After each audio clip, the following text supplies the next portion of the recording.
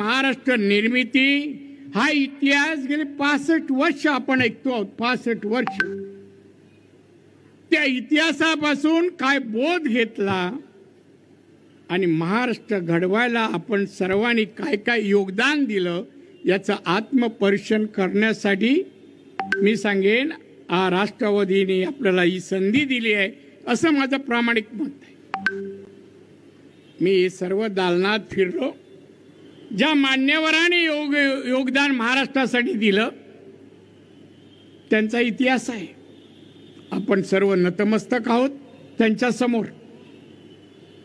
पण त्यांच्या कार्यापैकी आपली नैतिक जबाबदारी काय पुढे आहे ती आपण स्वीकारली आहे का?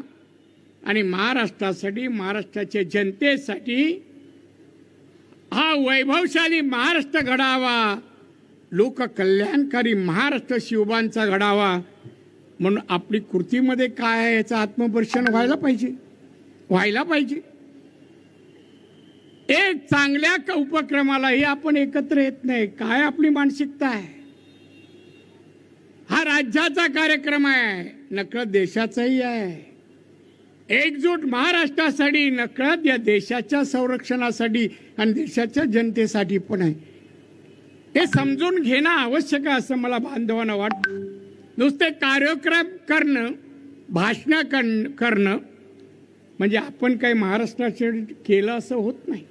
हे व्हायला पाहिजे. या ठिकाणी राष्ट्रवादीचे नेते, महाराष्ट्राचे उपमुख्यमंत्री सन्माननीय अजित पवार साहेब आहेत.